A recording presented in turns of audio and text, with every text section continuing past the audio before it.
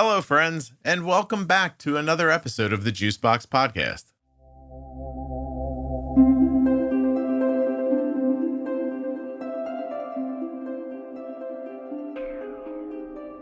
My name is Josalyn. I have 6 children, and I'm a nurse. Nothing you hear on the Juicebox Podcast should be considered advice, medical or otherwise. Always consult a physician before making any changes to your healthcare plan. AG1 is offering my listeners a free $76 gift when you sign up. You'll get a welcome kit, a bottle of D3K2, and 5 free travel packs in your first box. So make sure you check out drinkag1.com/juicebox to get this offer. Don't forget to save 40% off of your entire order at CozyEarth.com. All you have to do is use the offer code JUICEBOX at checkout. That's JUICEBOX at checkout to save 40% at CozyEarth.com. The podcast contains so many different series and collections of information that it can be difficult to find them in your traditional podcast app sometimes. That's why they're also collected at JuiceboxPodcast.com. Go up to the top. There's a menu right there. Click on Series, Defining Diabetes, Bold Beginnings, the Pro Tip Series, Small Sips, Omnipod 5, Ask Scott and Jenny, Mental Wellness, Fat and Protein, Defining Thyroid, After Dark, Diabetes Variables, Grand Rounds, Cold Wind, Pregnancy, Type 2 Diabetes, GLP Meds, The Math Behind Diabetes, Diabetes Myths, and so much more. You have to go check it out. It's all there and waiting for you, and it's absolutely free. JuiceboxPodcast.com.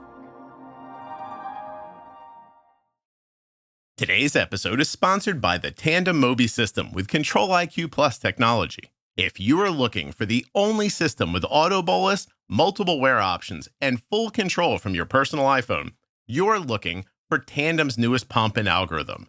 Use my link to support the podcast, tandemdiabetes.com/juicebox. Check it out. The episode you're about to enjoy was brought to you by Dexcom. The Dexcom G7, the same CGM that my daughter wears. You can learn more and get started today at my link, dexcom.com/juicebox. My name is Josalyn. I have 6 children, and I'm a nurse. Holy hell. You know how you must listen to the podcast. A few times a week, yeah. Okay. But I mean, you start with 6 children, you know where we're going to start. Right. Everything's okay? Your parts are okay? You feel all right? Yeah. No, I'm good. I survived. How long of a time frame did you churn those 6 out in? 10 years. No kidding. Yeah. 3 boys, 3 girls. Did they come out in order? Like boy, boy, boy, girl, girl, girl? Did they come out boy, girl, boy? How did it happen? No, it's girl, boy, boy, boy, girl, girl. Girl, boy. Okay. Now, you know my next question. Are you making an army for Jesus? Are you, what are you trying to do? What are you trying to do exactly? No, I get that question a lot. I always wanted a big family. I was just around big families growing up. I just love that dynamic. And my husband comes from a big family. And so when I told him, you know, I think I wanted 12 when we first got married. So he knew what he was getting into and he was mostly okay with it. I think he wanted to stop around kid 4, but you know, here we are, 6 kids. You were like, I want more kids. Yeah, pretty much. Yep.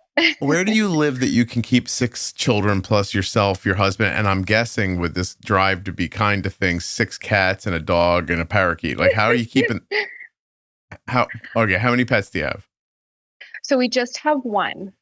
Is it a dog? Yes. Okay. Yeah. I mean, in the past we've had, you know, chickens and pigs and stuff like that. But currently we just have a dog who's old and she's great. But yeah, no cats. I'm not a cat person. Oh, chickens and pigs. Do the kids live in the house? Yeah. They are allowed in the house. That's awesome. Yeah. I mean, you don't have to tell me where you live. I know as we're setting this up before we're recording, I'm like, there's no way where you live will come up, but just in case. Like, what's the community like? If I don't know, I'm very baffled, as you can tell. So, yeah. I don't know people that have more than 3 children local to me. Yeah, no, we live in the Northeast and it's definitely a very expensive area, but I, work more than full time. My husband has his own business. And so we've been doing it a long time. Actually, we're on the kind of the decrease right now because 2 of our kids are really kind of grown and self-sufficient. So it feels like 4 kids is nothing, So you're, and I don't mean to pry, but your husband's wealthy? Is that what we're talking about here? I wouldn't wouldn't say wealthy because you know how it is. You get to the end of the year and you're like, we made how much and we have how much, but we always, we've done well and just kind of, Okay. been really blessed. Yeah. You think those kids are going to college, all 6 of them?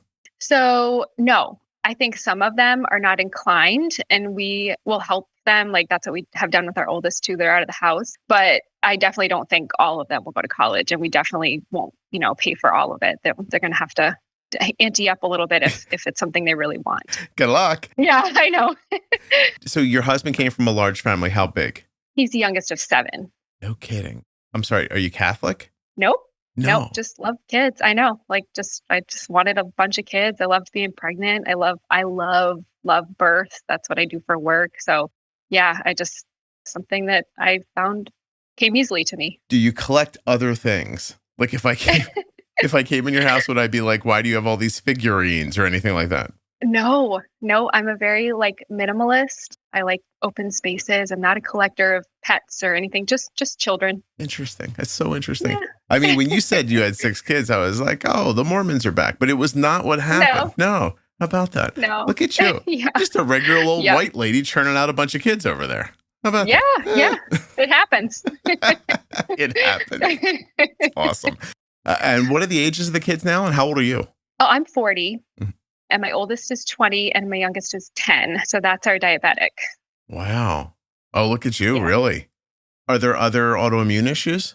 My dad had hyperthyroidism. So, he had his thyroid removed and is on Synthroid.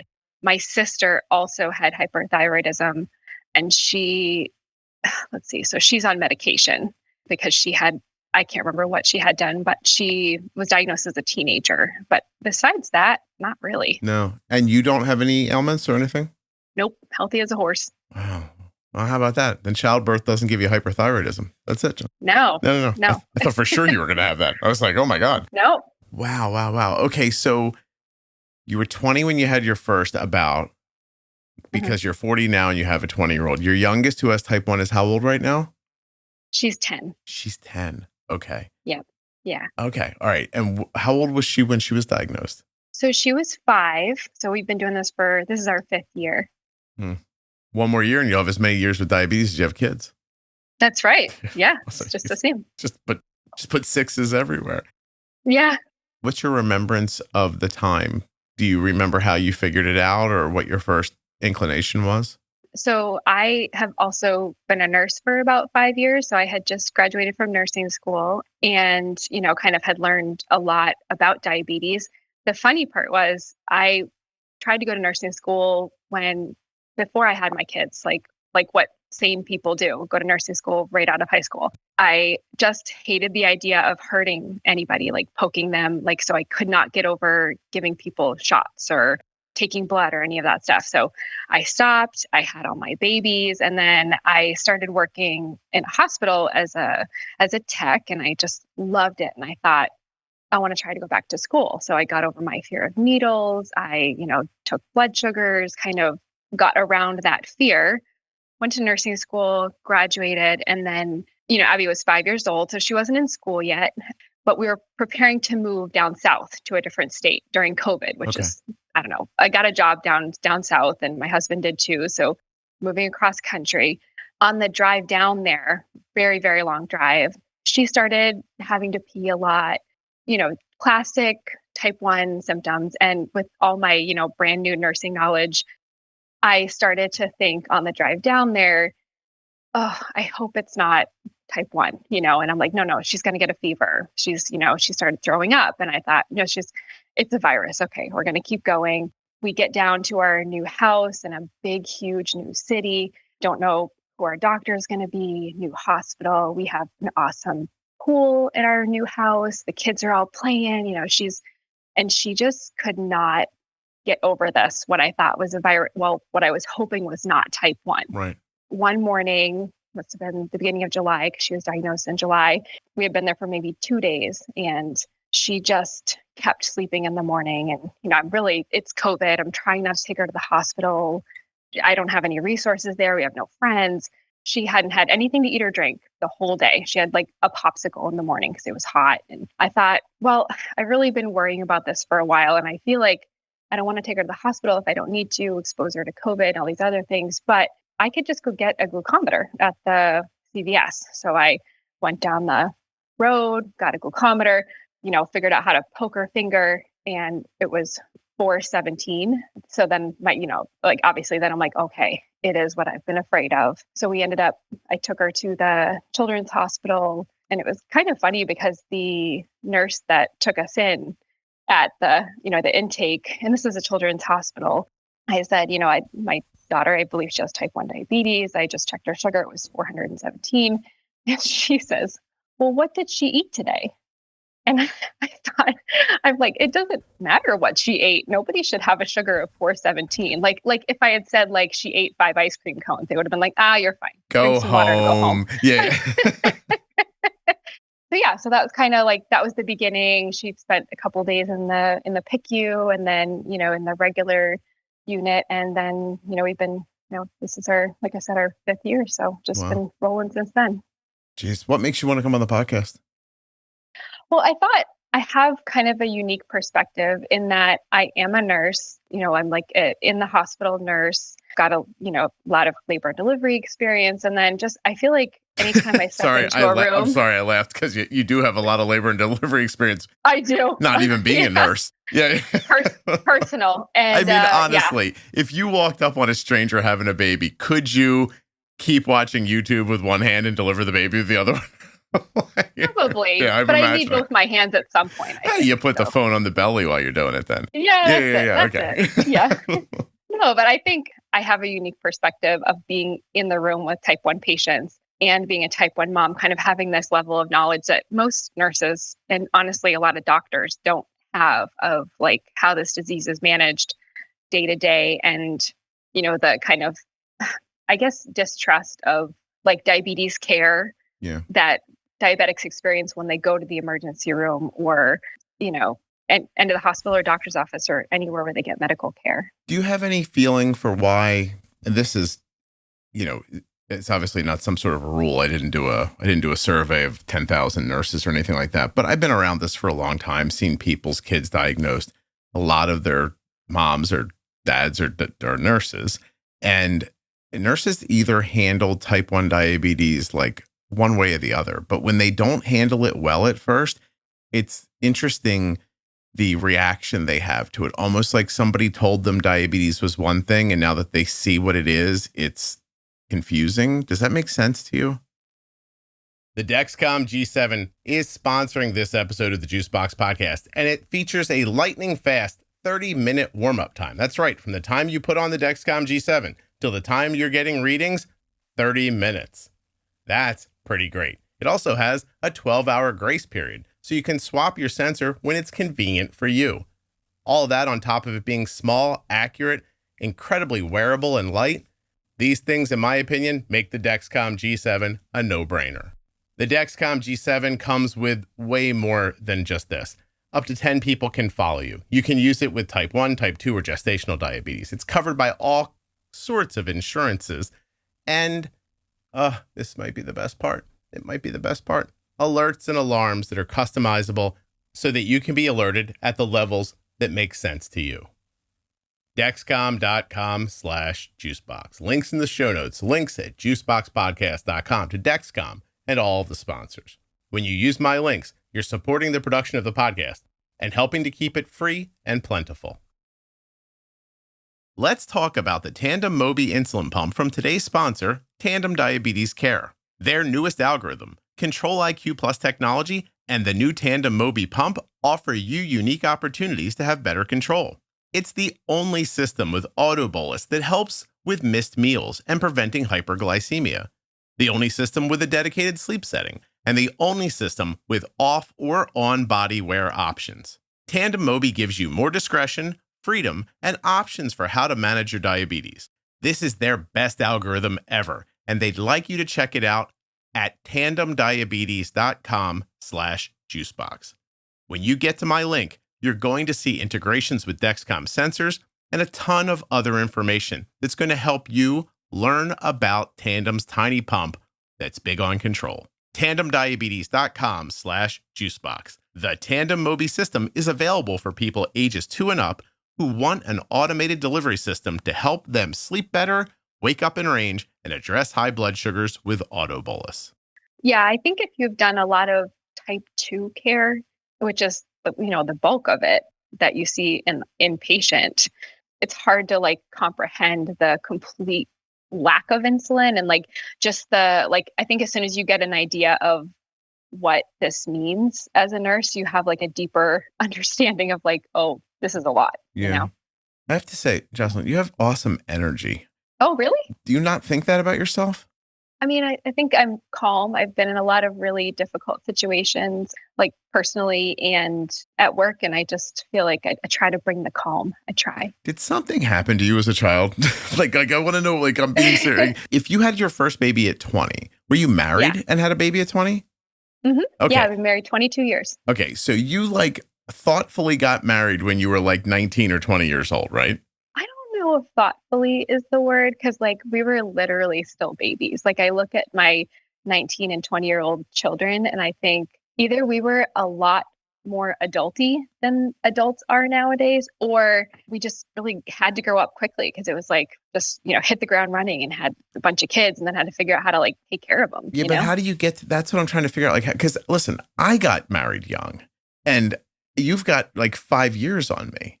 So were you guys, this is too personal, you'll stop me, but were you running from something? Did you and your husband have bad upbringings? You're let's go off and do this ourselves? Or were you just met each other and were wow, this is awesome, and got swept up in it and fell in love and that's the thing? How did it work?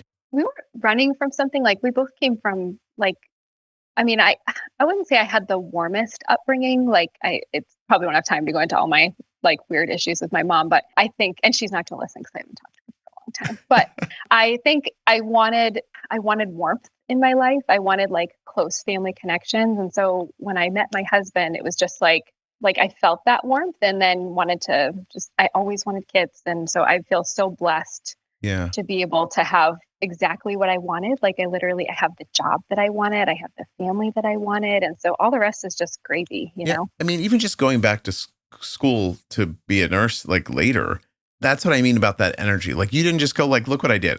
I pushed these 6 kids out. I raised them. They're cool kids. I'm going to chill for a half a second. You were I'm going to be a nurse now. You know what I mean? That's a lot of, you have a lot of good energy. Also, I unfairly know who you are, through the, I can picture you. I don't know. I somehow know that your husband's just a big, giant human teddy bear. Looks like an awesome guy. I didn't know that. No, he is. Because somehow I don't normally do this, but your last name's so weird. That I was who am I talking to? So I went to the Facebook group to look, and then I couldn't find you. And I was but her husband appears to be here. And then the funniest thing about your husband's Facebook page is he's not even friends with you. It's awesome. It's it's the most guy thing I've ever seen in my life. That's so funny. He's got no Facebook friends. And I was that's really funny. I'm I'll just find her through him. And I'm nope, he's not friended one person on this thing. It's I am his friend. I have a lot of friends, but I am his friend. That's it.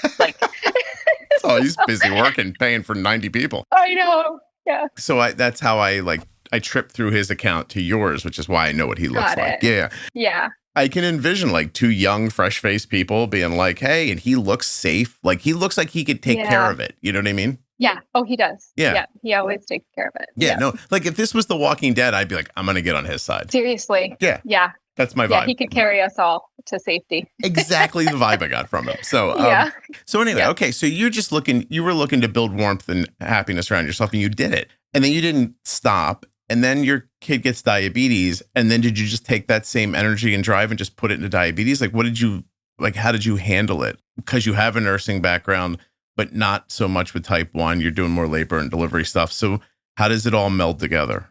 At the time she was diagnosed, I was in med-surg nursing because it was COVID and I just couldn't get in as a new nurse into labor and delivery. So I'm so thankful for it now because I really kind of got a really bigger understanding of the whole of hospital, med-surg nursing.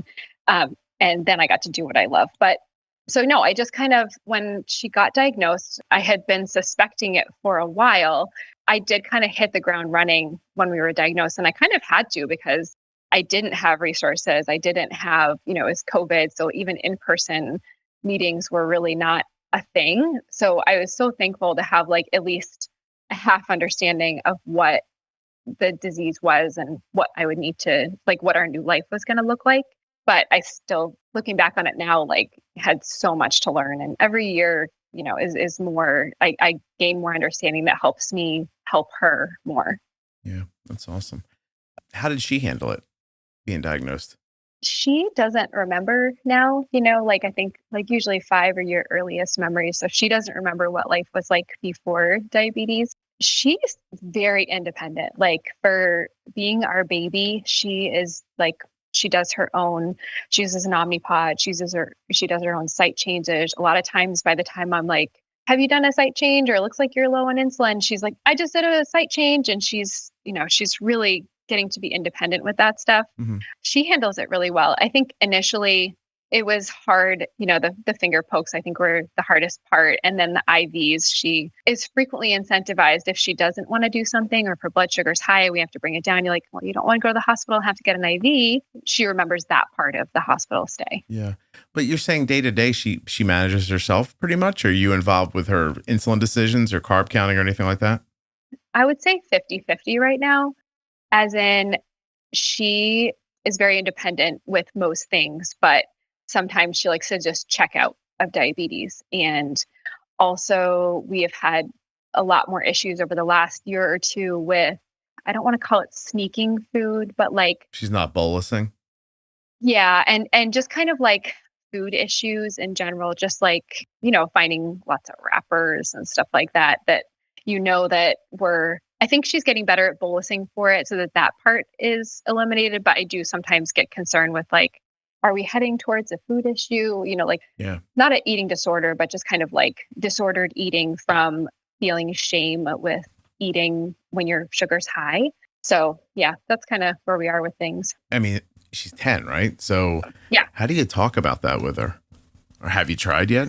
Yeah, I've met with, I can't remember what her role is, but someone that was really helpful with talking about, shame related to food.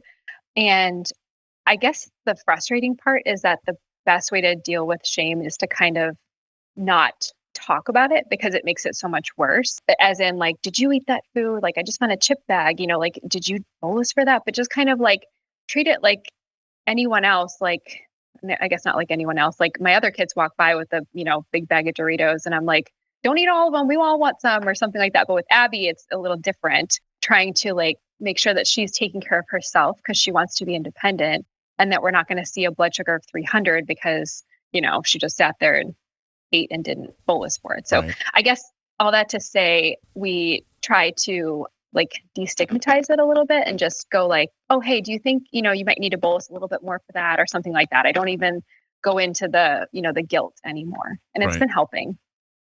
Yeah. It's interesting. I think about this a lot, actually, while I'm making the podcast. So, I've tried to, not in the beginning. In the beginning of this whole thing, I just had my perspective. And I'm adding everyone else's as I go. But the number of people who would tell me how important that is, that food shaming or eating disorders are prevalent with people with type 1, and you have to be careful. And it's just shaped a lot of the way that I've talked about all of this over the years, because you don't know who it's going to be or when it's going to happen. Yeah. Yeah. We all choose to eat differently. Like, our families are really different. Like, I would probably cook a lot differently if I wasn't cooking for an army, but like, I just can't really picture myself, making a big hunk of meat and like, 2 vegetables for my teenage boys that are eating us out of house and home, So it's kind of this balance of like, taking care of her, teaching her to have a good relationship with food, but also like feeding the masses here. So yeah. Oh yeah. You really are. I've seen people before say, look, we all just changed. Like, we ate a little differently. And it was actually, I've heard people say it was good for our family. Like, we ate healthier or whatever. But I don't know how you pivot 8 people and their eating habits and their eating styles on a dime without making them look at your daughter like she's the reason I don't blah, blah, blah. You know what I mean? Exactly. And then, so I think it's just been more about like making changes. I'm like a growth mindset kind of person. Like, I don't rest very much. I just always want to be changing. Like, I walk away from each shift what could I do differently? What could I have done a little better to make that birth or that, that experience a little better? So I really feel like I kind of bring the same thing to diabetes care and just kind of like reevaluate every once in a while. Or if I get a little frustrated, like, okay, what can I do differently? What's the problem here? And we've definitely made some good changes. Like one of my older kids' gripes about, our food is that I cut out cereal a number of years ago because it's basically like eating ice cream for breakfast. And I know that's judgy, but I can't get it right no matter what I do. I just gave it up. It's hard to bolus for, isn't it? It is. And and maybe people are better at it than me, but I had tried a lot of different kinds. And then we tried the low carb cereals and no one likes them and they're expensive. So it was like one of those things that was just easier for me to not do. And I guess one thing about diabetes is it gives you a picture of like how our bodies handle food that other people wouldn't have. And so you kind of go, maybe that's not good to eat for breakfast.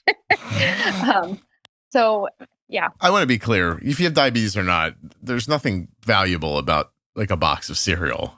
I'm not saying that I haven't been like, oh, Frosted Flakes in my life. You know what I mean? There's something like that. Right. Like I probably just picked the most boring cereal for everybody. But at the same time, like it's hard to bolus for. I mean, it's a huge kick of sugar. Right. Often, accompanied by milk, which has fat in it and, will help keep your blood sugar up later. A lot of people struggle in the morning with foot on the floor or, having lower basals overnight to try to like stop lows or whatever. And then they're a little void of insulin in the morning and then they jump this on top. It's really difficult. But in the end, not eating cereal is good for everybody. It's not just a diabetes thing. Right. But I think it's just funny that that's one of my kids' like frequent, like, oh, remember when we used to eat cereal? And it's a treat, I guess, like if we're in a hotel or something, or, like it's not an everyday thing. It's just something that sometimes they get as a treat. I wonder if it's ease of use. I think that's it. Yeah. Have you ever poured a bowl of cereal and while you're eating it thought, I don't want this? But, I didn't have to crack an egg and I'm not cleaning the pan. And this is kind of like, you know what I mean? Yeah.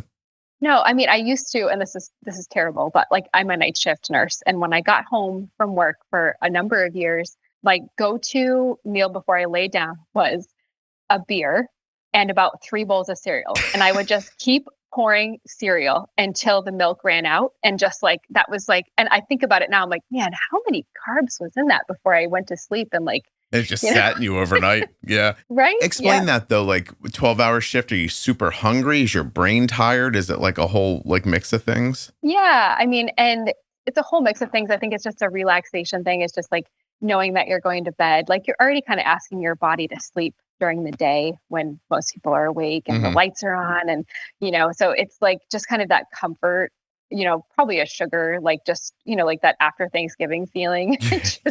I'll put myself into a food coma and then I'll sleep. Pretty much. Hey, it worked. So I don't do it anymore. Did you ever pour the beer into the cereal? Just skip the step? No, but I mean, you do definitely feel like an alcoholic when, like someone knocks on the door and you're like all, bleary eyed with a beer in your hand at 8:30 in the morning. So Good Morning America's on. You're like, hey, what's up? Just put that package over there. Thank you. Yeah, you want one? All right. Yeah. Mom has had a tough night. Go back a little bit to something you said a few minutes ago about your propensity to think over things and try to make them better. Where does that come from, do you think? I honestly think that comes from my dad. I think he, growing up, like one of his biggest words was initiative. And, just like I have always loved setting a goal. Maybe I don't meet it, but I end up like better than where I started. Mm-hmm. I think that's what helped me get through nursing school. Was like, I can do anything for a short time, like labor, like I can do anything for, this long. Yeah. So I kind of try to take that approach with diabetes because I feel like sometimes it can be really like daunting, like I remember that being one of the emotions that really struck me when Abby was first diagnosed, was thinking, this is forever. This is not, like this isn't an illness where she's going to get better or she'll just have to take a pill a day. This constant level of thinking is forever, So not just like we just have to get through this, or it's just 3 years, or it's just 6 months, but it's right. Yeah, it's forever and ever. No, I know. Sucks. It sucks, doesn't it? No, it does. And then, every year, like we're definitely like in the throes of pre-puberty, like with the huge insulin needs and the huge growth that she's done over the last couple of years. That's like every couple of months, there's some new variable to get over to figure out how to meet. Oh yeah. That's not going to stop for a while. I mean, I'll let you know when it stops. Like somebody said to me the other day, like, when does it get easier being a parent? I was like, I don't know. I'll let you know when it happens. Yeah, really. I have no idea. Diabetes is going to be, from your perspective, I don't think that's not going to stop, right? And for her, who knows, right? Like her stuff's going to change and change and change. She's going to either go away to school or get a job, and then it's going to change again. And I don't know that people don't settle into their life with diabetes when they're diagnosed younger any differently than they settle into their real life, like 26, 27, 28, like in that age when people start to like, you know what I mean? Like you were obviously an adult when you were 15.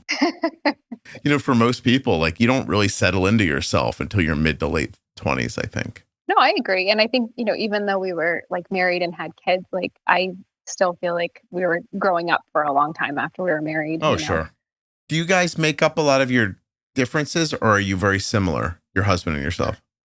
No, we're very different. But you know how it is when you've been with someone for a really long time, like you kind of meet in the middle, like whether that's spending habits or just the way that you like approach different situations. We are very much opposites attract. And then, there's that whole oldest, youngest thing. He's the youngest, I'm the oldest, that kind of thing. Yeah. I'm dying to know, because of the example you reached for. What did he buy that you were like, oh God, what happened? Oh, well, yeah, he's always been big into buying cars. And, we'd have a lot of discussions when we were first married about like, like we don't have a lot of money. He's going to buy this car, but it's going to be great. And then he can resell it, so done that a lot. And it got to the point where, I don't know, maybe 7 or 8 years ago, he just came home with a new truck and he's like, I just skipped the fighting and bought the truck. And I was like, all right. And I was like, okay, that's where we are. All right. Figured out how to be happy. He skipped the middle.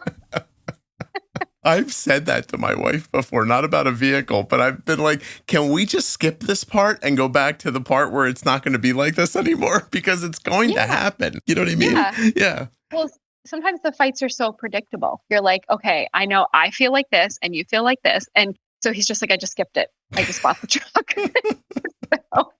Yep. Yeah. My wife's the opposite with cars. She'll be very supportive of getting a car, and then later, like hold it over my head later. Like it'll be, because like I own a car. Like I don't have more than one car, but I do switch cars probably more frequently than some people do. Not like, yearly or anything like that, but I probably don't have a car more than like 5 years. And then I'll be like, hey, I was really thinking about this. And I'm like, I have some equity in my car, and I'm like, if I can sell it and make some money, and like it'll offset the next thing, and blah blah blah.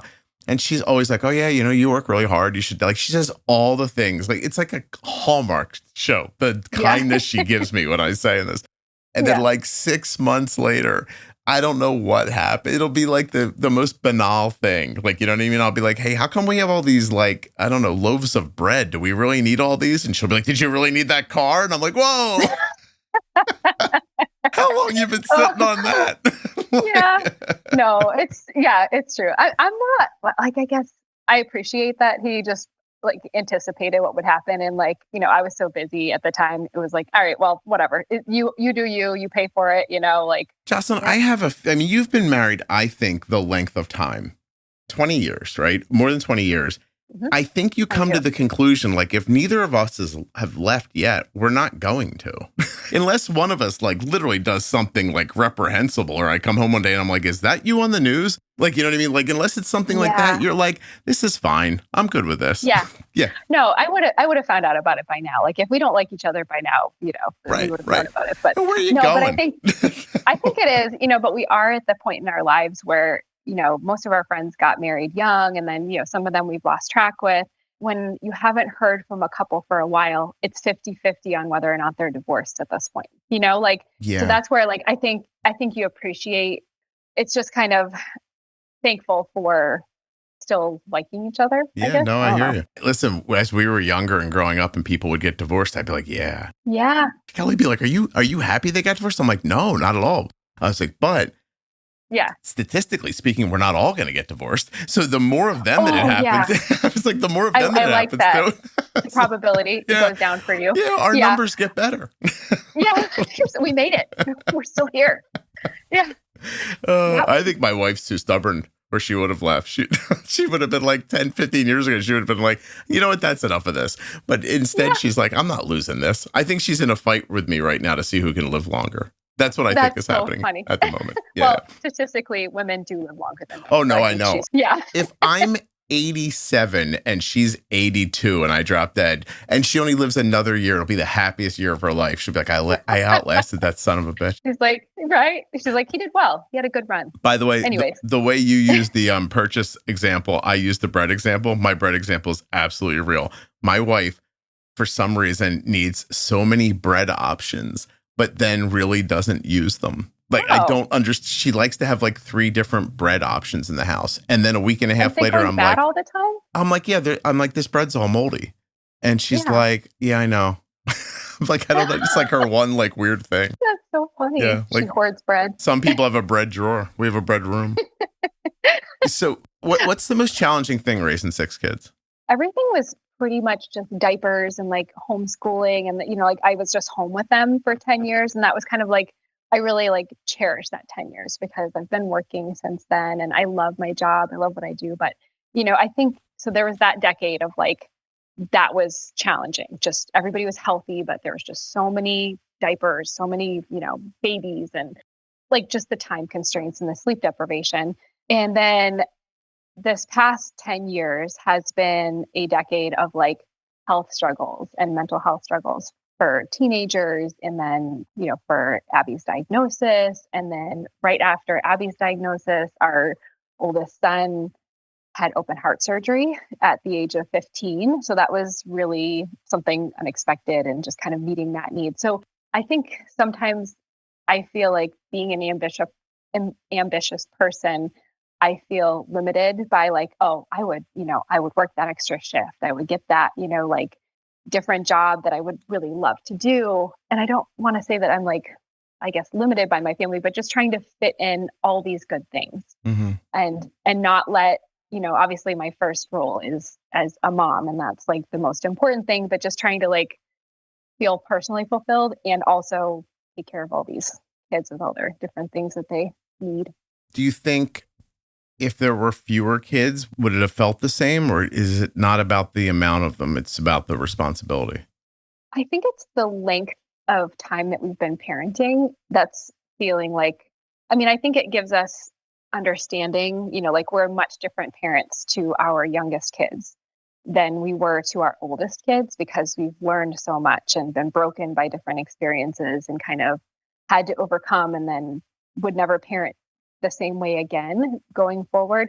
The number is definitely challenging, but as they get older and they move on, it's more like sounds cheesy, but like being a mom is like watching your heart just walk around on the earth, like, and you're just kind of watching it get broken and, wanting to protect it. And they need to learn these lessons. And I almost think, and I tell my patients this, like the babies are really the easy part and the teenagers are the challenge.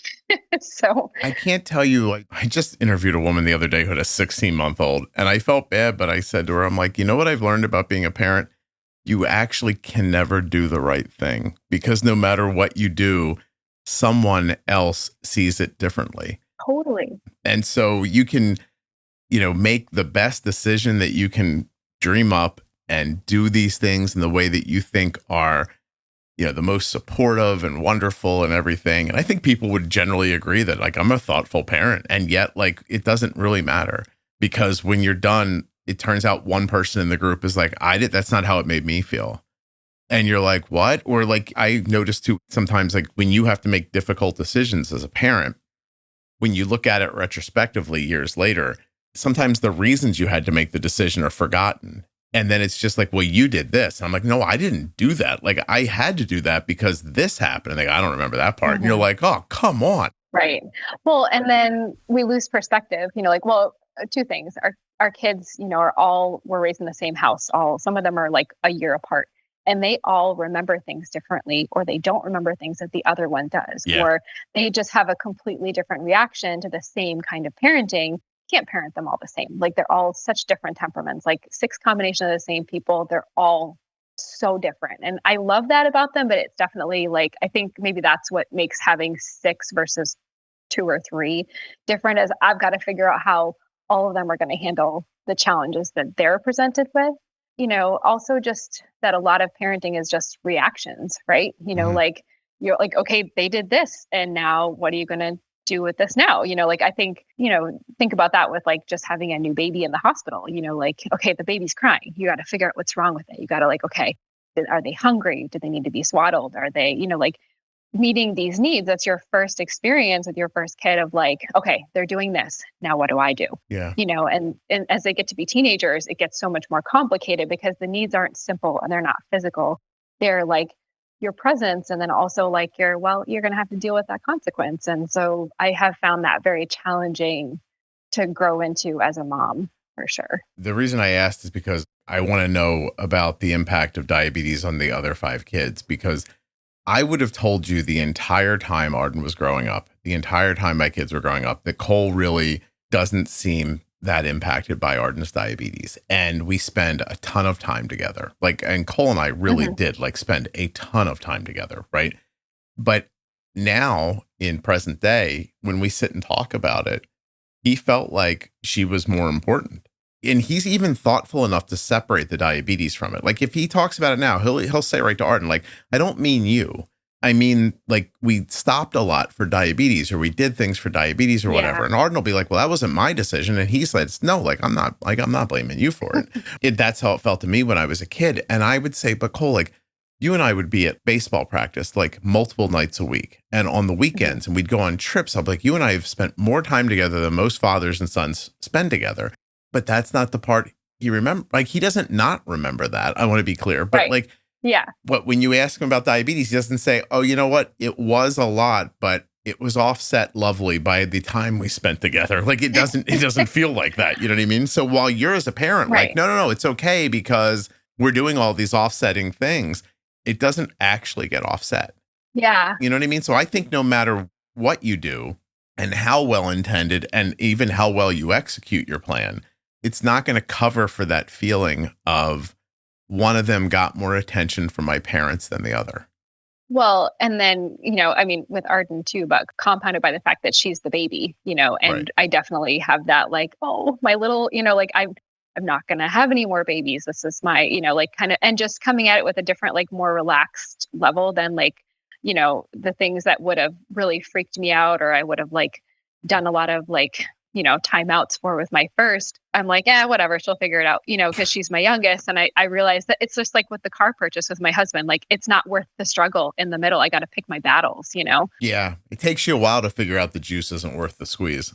Yeah, exactly. Right. And so, Abby has the benefit of like being at the bottom of that. But I think, in general, like my oldest actually was huge with helping when Abby was first diagnosed. I mean, having just moved and just to get health insurance, had to go to work the first week that Abby was home from the hospital and diagnosed. And so we would FaceTime insulin doses when the meal would come up and I was in orientation, and we just, and she was 15 at the time. And, like our family had no medical experience at all. So this was like, she just took it on, and she's, I was so thankful for her.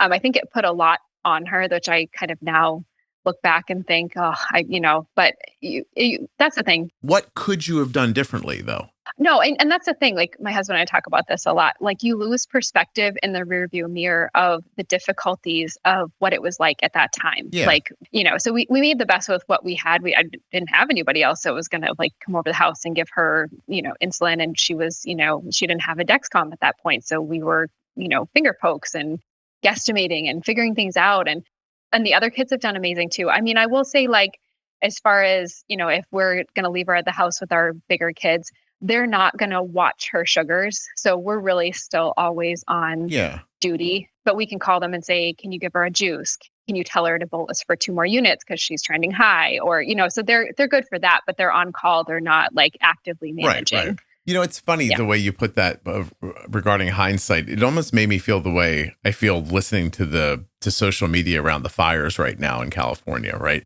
Where like there's people who are like, you know what they should have done? And Yeah. why didn't they do that? I'm like, first of all, you don't know what you're talking about. Right. But I'm certain you don't know what you're talking about. Yeah. But, at the same time, like it's easy to step out of a situation, see it more big picture. You're not actually feeling it. You're not having to live through it. It's not on your ass if it goes wrong. And to say, oh, this should have went there and that should have went there and you should have done this like this. And don't say that, say this.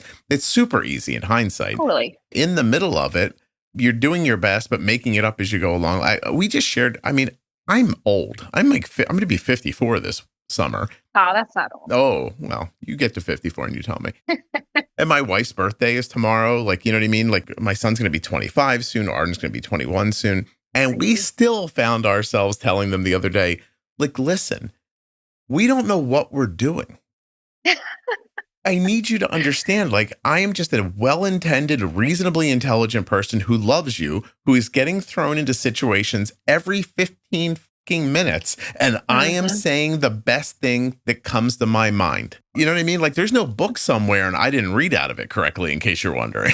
No, but where your like gut reaction came from was your experience, was that your life taught you. So that's what I'm saying, like with diabetes and with parenting is like, we do what we know, like, you work with, you try to do your best with what you know. And then when you know better, you do better. And that's the whole thing is like, okay, the last time she ate that, that sandwich, this happened. And now I'm going to bolus more for it. Like that came from my experience. So you grow every year with diabetes and every year as a parent and you don't get it right. And I'm sure I'm doing things wrong with Abby that I will later look back on and be like, man, I really was kind of lazy with that. And now she's doing this. And I should have been more like I was for my first kid. And it's all perspective. Of course, it's super interesting. Everybody who gets thrown into a situation they don't understand, which is everybody, would tell you later, hey, look, I did my best, and I'm going to try to, I'll refocus. I'll take what I learned and I moved on.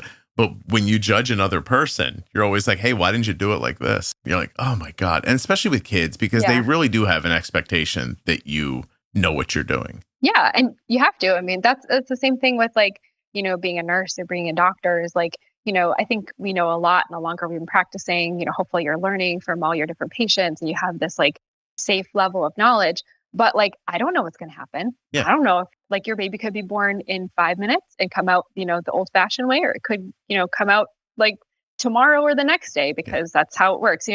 I have some expectations from my experience, but I don't know when that's going to happen. No, it's very true. It really is. So do you think your other kids are harboring those feelings or will talk about them later in life? Like they have to, right? I mean, I don't think you can mitigate them, but that's troubling just to me, because people ask me all the time, like, how can I do this thing with diabetes and not make it fall on my other kids? And I have to tell you, from my perspective, everything that happens to you changes you. Yeah. And it changes your course.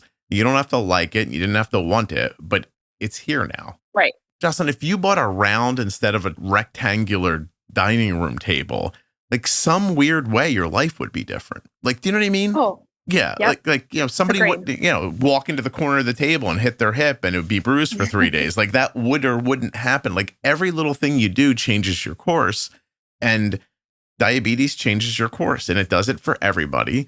There's just nothing you can do about it. It changed my dog's life. Like, no kidding. Like we were back then more attentive dog owners than we were when Arden got diagnosed. Like that dog was probably like, hey, where the hell did those people go? Right. Yeah. Am I ever going to get walked? Yeah. No kidding. You know what I mean? Yeah. So. Yeah. No, it definitely changes. I think my girls I expect that they would have more of an effect from it just because of like birth order, like my oldest kind of taking on that role. Right. That she really did really well with, but just kind of having that extra burden of like, I'm not just a teenager, but I'm also like caring about my little sister and managing those decisions that most kids don't have to think about, especially for another person. Yeah. And then also my fifth is a girl, and she is 13. And so like the closest in age to Abby, and feels, I think, more than the boys who are kind of like independent in sports and doing their own thing. More of the like, hey, we're going to, the store. Can we stop at Starbucks? And I don't say it, but I'm thinking, where's our sugar at? Is this a good idea? Do I have time to bolus for it? And then I'm, rushing home after. And And more things than that, like she's obviously the lack of cereal is a huge issue. Yes, that's the whole problem in your house. It's a whole thing. Yeah. It's desperate here. Yeah.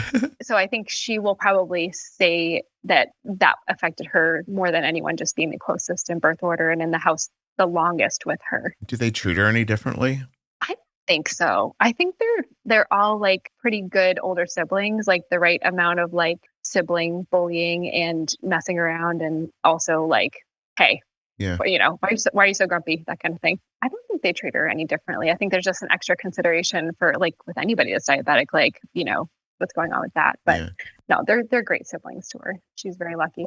On the parenting front, do you share one of my like last parenting concerns is that I want my kids to be friendly as adults. Yeah. I don't know if I need them it would be lovely. I don't know if I need them at each other's house on Christmas morning or not. Like, you know what I mean? Like, I'm not sure, but I want them to be like friendly and talking and connected and stuff like that. Yeah, totally. Because I feel like on a different level, both me and my husband's siblings are not always like that. You know, for myself, my siblings and I are separated by distance. We all live across the country and we very much enjoy being together. But, you know, we just are separated by, you know, our lives, and we just can't get together that often. Then my husband's siblings are very much separated by like difficulties in the past and like things that happened and things people said, and now they don't talk to each other. And I think that would break my heart. Yeah.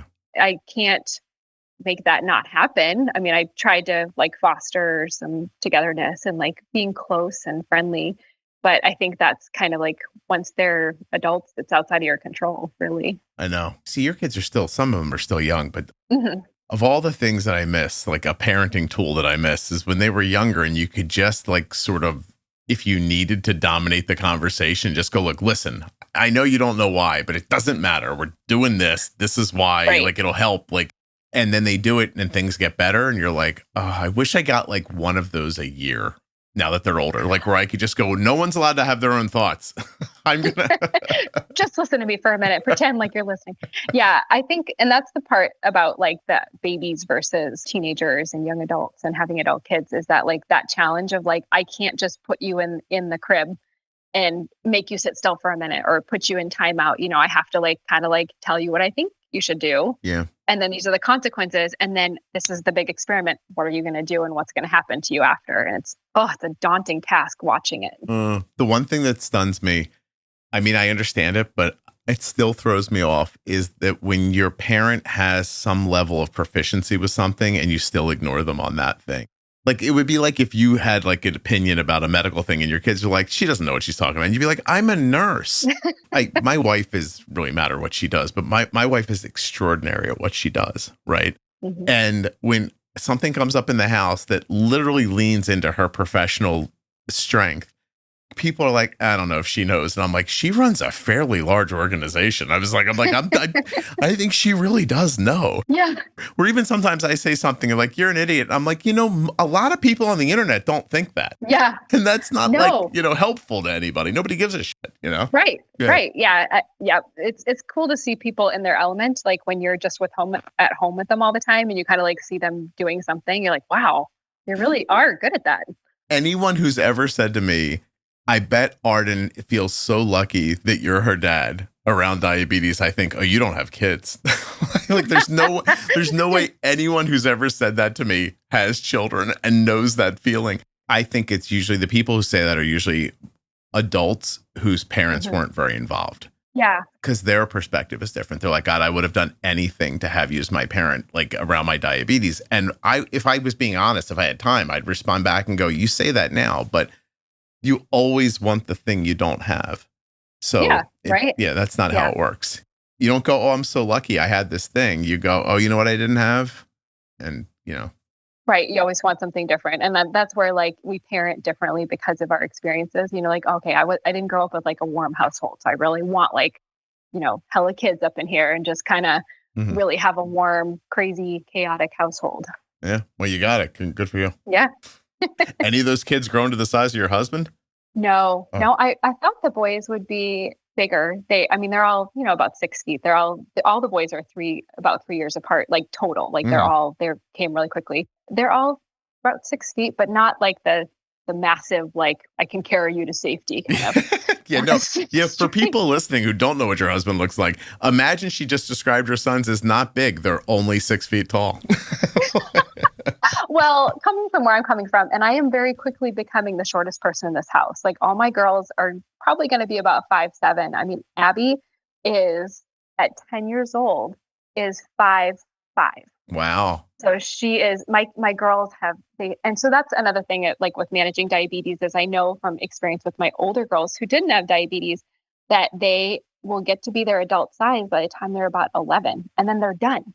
Wow. So they're, the tallest kid in the class and everybody's like, she's only that age. And you're like, yep, yep, and she's still in her mind and the way she's developing is still a very normal, like 10-year-old. She's playing with dolls. She's playing with Barbie. She's doing very age appropriate things, but she's my size.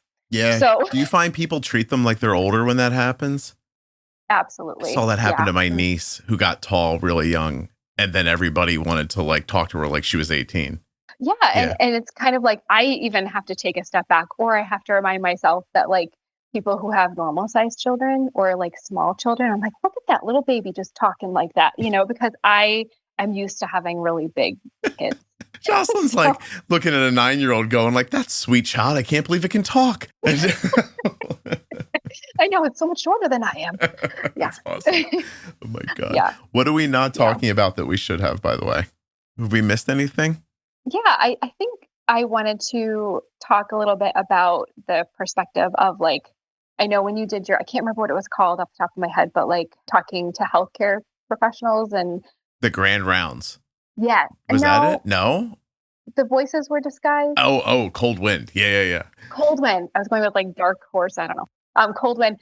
So I think, I guess I just wanted to kind of like be some middle ground. I just was talking about like that diabetes is so, and we know this, I know we know this, but like diabetes is so completely different from anything else that a nurse on a floor in the emergency room comes into contact with, that I think there's this misunderstanding and just kind of like huge knowledge gap with how diabetics manage their blood sugars, how type 1s manage their blood sugars on a day-to-day basis, where I try to give perspective in my role and in the ways that I'm able to teach people of when someone comes in, I don't like the wording poorly controlled or poorly managed, or especially in the context of like pregnant women coming in with huge insulin needs and insulin resistance at the end of pregnancy. It just kind of creates this like, well, you're not doing a good job of this because your blood sugar is such and such. We're just going to take it over from here. Like on labor and delivery, if you have 2 blood sugars over 140 as a type 1, their policy is usually to like, we're just going to take you off your pump and we're going to put you on an insulin drip. And it's not often, but just kind of like trying to bridge the gap and create some understanding with like what a type 1 has to do to like maintain a healthy pregnancy, the level of knowledge that they've had to amass to take care of themselves in general in their life, and just kind of like coming at it from a like, hey, you've been doing a really great job. And I think, what do you think we can do to take care of you, and or your baby as a team, not like a, hey, we're just going to take over this from here. Yeah. Because insulin pumps, like, the systems that we have now are amazing. And I think they work so much better than an insulin drip would do. They're only checking your blood sugar every hour and then changing the dosing. So I feel like there's such a huge, it's hard, like I talked to a type 1 patient who was an adult man on a med surg floor the other day because I was in the room for whatever. And, he was talking about how he, felt like he couldn't refuse something when he came in, like they wanted to put him on a different dose. And he felt like, that's not right for me. I know my body, but I feel like I'm being a bad patient or I'm, refusing care. And we're just kind of talking about like not medical advice, but just how like anyone should feel like coming into completely unrelated sickness, that it's okay for you to say, I'm not going to do that. This is what works for my body. That I've been doing this a long time. I've kind of been managing my own self. Can we work together here? Not, let me just take over this for you. Right. Yeah, because you're not going to do a good job. And then I'm going to sit here feeling bad that I let you do it and not feel well body wise. You're going to be scratching your heads why my blood sugar is 300 tomorrow morning. Like, maybe we should change the Lantus. Right. Like, or, let them do what they've been doing and work on that resolution together. But I guess also just creating an understanding for like how it's not that we don't want to understand as nurses and doctors. It's just like, it's not often that we come into contact with it. I agree with you. You're meeting people who you have this expectation of because of the job they have, but they don't have the expertise that they need to give you what you deserve, honestly. Like sometimes you meet people who just know what they're doing for whatever reason. Right. But you run into a hospital, that's the hospital place with the health people. And you don't expect to go in there and to go, hey, health people, help me. And they go, I don't know how to do this. You're like, wait, well, then what the hell? Right. I always think the same thing. It's like going to get new tires and then saying to the guy, like, you have to put the lug nuts back on. And he goes, oh, I didn't know. Right. Where's your level of confidence now at this point? Because that seems so obvious and elementary to the idea. And you start telling people like, I don't know, they take type 1s off of, off their pumps. And then they come in with a big tray of food and they say, okay, eat this. We'll bolus when you're done. And they haven't checked your blood sugar for 2 hours. And people are like, no, you can't do that. And then it turns into, well, that's our protocol. And then there you go. Like, you're just off and running then. They're using their type 2 protocol on a type 1 patient. You realize that's what's happening. And you go, oh my God, my life is in the hands of somebody who doesn't even minimally understand how I administer my insulin. Well, and that's what I'm saying. It's like, I think getting to be okay with like, I'm not being a bad patient, or it's not that I'm not accepting medical care, but if I am not sitting in front of an endocrinologist who understands like my daily needs, then I have to bring that piece of the puzzle and be okay with like, I'm not going to do that, or, that's not the best thing for me. And I will work with you and you can give me that IV antibiotics, but I'm going to, whatever it is, manage my sugars or, like it's your body, and you need to come into it with that, like understanding of like being okay with doing your thing, taking care of yourself. Having said that series, I mean, people told stories that I was like, oh God, really? Oh, for sure. Yeah, absolutely. Yeah. Like, oh my God. All right. I think I have had really good experiences with, whether, like school nurses and like our doctors, but you do feel like you're alone, like, and you're not alone, but you're doing your thing.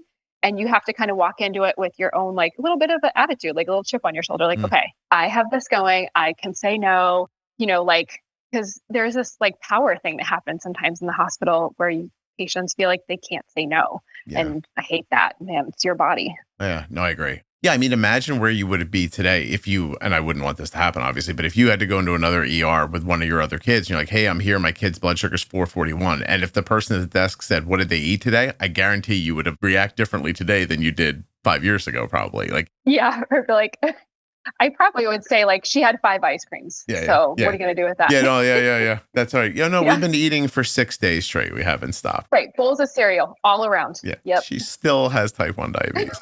Like your perspective has changed now. Like back then you were probably like, oh, that's silly. I'll just, but I'll be polite. Like, and I'm trying to think of those type 1s in the hospital as adults that this isn't their first rodeo. And then it starts happening again. And it's just got to be so incredibly frustrating, Oh, yeah. No, and I felt like that was eye-opening. I think everything, like we've been talking about, like everything changes your perspective. So like listening to that series and kind of hearing different people's perspectives of being in the hospital was like, oh man, I really want to change that. And I really do try in my role. I'm able to help with diabetes care and education in the hospital and just come at it from like this, kind of like creating understanding. Yeah, it's a great message, honestly. And you do have to go, I hate when people say you have to advocate for yourself because I don't know what that means.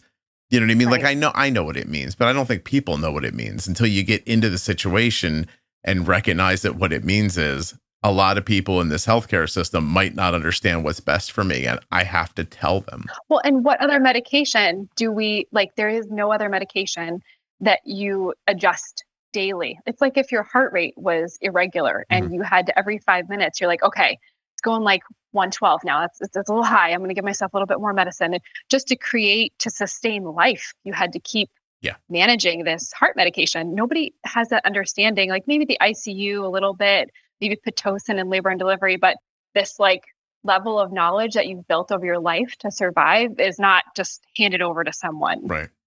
Yeah, no, I once said to somebody, try to imagine if you had to thoughtfully breathe in and breathe out every time. Mm-hmm. That's what diabetes feels like to me. Yeah. Just every 5 minutes. If I just spent my life going, inhale, exhale, inhale, Yeah. exhale. Yep. Like that's how it sometimes, I mean, it doesn't feel like that to me anymore, but back then it did. Yeah, it definitely does more in the beginning. And then, Yeah. and then you have periods where you're really aware of it and it creates change and that's good. And then you kind of go back to like, okay, this is like in the background and we're just going to be in the middle of sports season and, Yep. so. No, I know. I'm with you. Trust me. I've been at this a fair amount of time now. Yeah, you have. And we've all gained from your experience. Oh, for sure, I didn't know we were going to say something nice at the end. I wouldn't have talked over you. Hold on. What was that? Yeah. Has the podcast been helpful? Totally. Yeah. Awesome. Actually, a friend that is one of our good diabetes friends now told me about it at camp when we were dropping our girls off at camp and we had just met and she was like, oh, do you listen to the Juicebox? And I was like, no, what's that? And like, I, dived hard into all the episodes initially and then have just been, like always learning something. So I actually, whenever I am blessed to go into a newly diagnosed child or anybody at the hospital, I'm always like, oh, by the way, not medical advice, but please, Well, thank you. check up with this podcast. I appreciate that because a lot of my life is spent trying to keep the podcast being a podcast and you guys all helping really, honestly, I'm probably not having much impact on it at all. Like it's everybody out there who's really helping keeping it going. So thank you. That means a lot to me. Yeah. Thank you. All right. Well, I'm going to let you go. I think I'm going to call this episode Tired Uterus. And I think. Yeah. Do you know that I have heard that before? Like when I was having my last baby, it's just taken a long time. And the nurse was like, I think your uterus is just tired. So that works. You got the gist. I'm going to assume that at the end of the birth, it was like, I'm going to come out too, because I'm afraid she's going to do this again. Might as well. I was done. When did you run out of baby names? Like, be honest. Like, at what kid were you just like, I don't know, pick one? Like, by the third one, the fourth one, where you're like, did that ever happen? No, I really honestly think if they hadn't all started to break, I would have had like two more, but I think by the time we got to our sixth, it was like we started kind of getting into these like health issues where like, oh, they're all breaking. We gotta, they're all falling apart. We gotta maybe limit this a little bit and kind of figure out what to do with these ones. Oh my God. I just figured you're like, you have like probably great baby names. And by the fourth one, you're like, I don't know, you want to call this one Bob? No, no. I still see, babies all the time at work. I'm like, oh, I love that name. I would have used that if we had another one. So yeah. We actually did this thing last night where we were talking about names and my wife was like, oh, telling Cole, like, I wanted to call you Nicholas and Dad wanted to call you Cole. And then we started talking about other names that were on the list and she started rattling them off. And he's like, those are bad names. And I was like, I know. I looked at him. I said, that's why I got him off the list for you, buddy. Don't worry about it. That's so funny. But it's interesting to hear back and people say, like, I almost called you this, or like, I really wanted to call. I have to figure out what it is. But Kelly has this really like awkward, like not awkward, just different female name that she liked as a little girl and that she wanted to call a daughter that she didn't end up calling her. And Arden one day said the same name and it hadn't been saved. Yeah. Without knowing that. Yeah. Yeah. It was really different. Arden was on my list. I love that name. So good choice. Oh, thank you. Before you knew my daughter's name, it was on your list? Mm-hmm. Yeah. Oh, yeah. awesome. All my girls are A names. So that was definitely on my list. I loved it. Thank you. I appreciate that. That's awesome. Yeah. I picked that one too. Yeah. All right. I'm going to hold on 1 second for me. Okay. Okay. Thanks.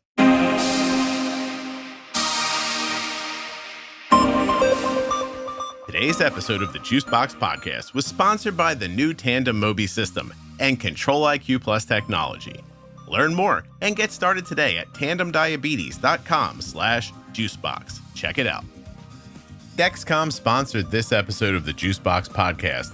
Learn more about the Dexcom G7 at my link, dexcom.com/juicebox. If you're looking for community around type 1 diabetes, check out the Juicebox Podcast private Facebook group, Juicebox Podcast, Type 1 Diabetes. But everybody is welcome. Type 1, Type 2, gestational, loved ones, it doesn't matter to me. If you're impacted by diabetes and you're looking for support, comfort, or community, check out Juicebox Podcast, Type 1 Diabetes on Facebook.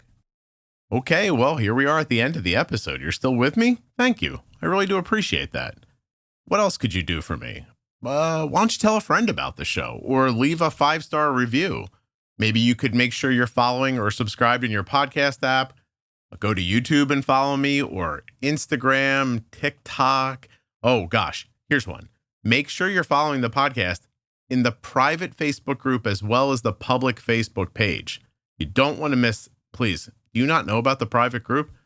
You have to join the private group. As of this recording, it has 51,000 members in it. They're active, talking about diabetes.